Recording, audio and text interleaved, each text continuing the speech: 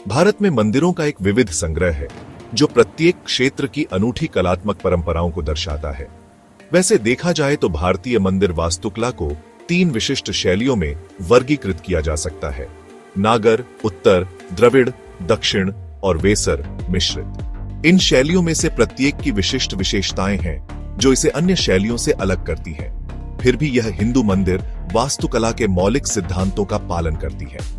नागर शैली, जो उत्तरी भारत में प्रचलित है, अपनी वक्राकार मीनारों और विस्तृत मूर्तियों के लिए जानी जाती है। इसके विपरीत द्रविड़ शैली, जो मुख्य रूप से दक्षिणी भारत में पाई जाती है, विशाल पिरामिडीय संरचनाओं और जटिल नक्काशी के लिए प्रसिद्ध है।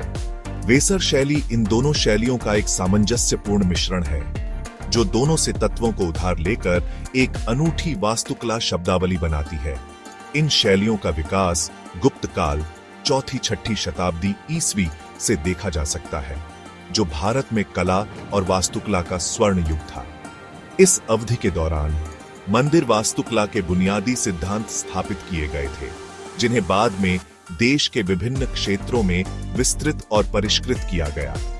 सदियों से ये वास्तुशैलियां विभिन्न राजवंशों के संरक्षण में विकसित और फली फूली हैं, जिसके परिणाम स्वरूप मंदिरों की एक अद्भुत श्रृंखला उत्पन्न हुई, जो आज भी विस्मय और आश्चर्य को प्रेरित करती है। यह निबंध प्रत्येक शैली की विशिष्ट विशेषताओं का अवलोकन प्रदान करता है, उनके विकास को उजागर करता है और उल्लेखनीय उदाहरणों को प्रदर्शित करता है। नागर शैली अपनी वक्राकार शिखर के लिए जानी जाती है, जो गर्भगृह के ऊपर सुंदरता से उठती है। शिखर अक्सर एक अमलका, एक बड़ा नालीदार पत्थर की डिस्क और एक कलश, एक फूलदान के आकार का फाइनल द्वारा ताज पहनाया जाता है। मंदिर की दीवारों को आमतौर पर देवताओं, देवी देवताओं और हिंदू पौराणिक कथाओं के दृश्यों को दर्शाने वाली जटिल नक्काशी से सजाया जाता है।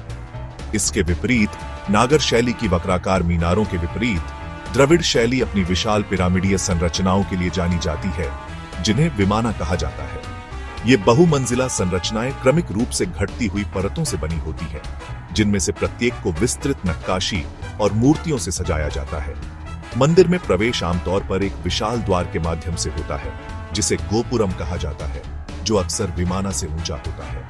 वेसर शैली नागर और द्रविड़ शैलियों का एक मिश्रण है, जो दोनों के तत्वों को जोड़कर एक अनूठी वास्तुशैली बनाती है। उदाहरण के लिए, वेसर मंदिरों में अक्सर नागर शैली के समान वक्राकार शिखर होते हैं, लेकिन द्रविड़ शैली से उधार लिए गए सजावटी तत्वों के साथ। नागर शैली के सबसे प्रसिद्ध उदाहरणों में से एक खजुराहो, मध्य प्रदेश में कंधारिया महादेव मंदिर है। यह 11वीं शताब्दी का मंदिर अपने ऊंचे शिखर के लिए प्रसिद्ध है, जो 102 फीट की ऊंचाई तक पहुंचता है और 800 से अधिक मूर्तियों से सजाया गया है।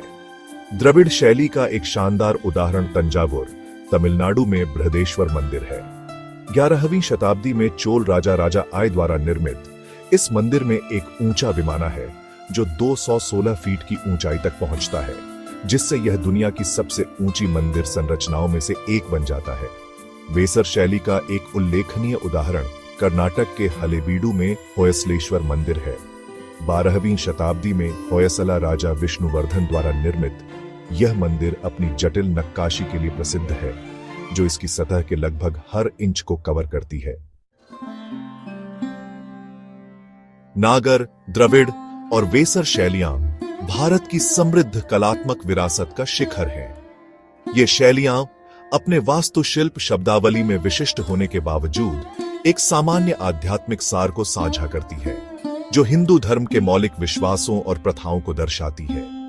इन शैलियों में निर्मित मंदिर केवल पूजा स्थल नहीं है, बल्कि कला, इतिहास और संस्कृति के भंडार भी हैं। वे भारतीय लोगों की प्रतिभा, रचनात्मकता और आध्यात्मिक भक्ति के प्रमाण के रूप में खड़े हैं। इन वास्तुशैलियों का अध्ययन प्राचीन भारत के इतिहास, संस्कृति और धार्मिक विश्वासों में मूल्यवान अंतर्दृष्टि प्रदान करता है। इसके अलावा ये भव्य संरचनाएं लाखों आगंतुकों के दिलों में विस्मय और आश्चर्य को प्रेरित करती रहती हैं, जो भारत के गौरवशाली अतीत के स्थायी प्रतीक के रूप में काम करती है।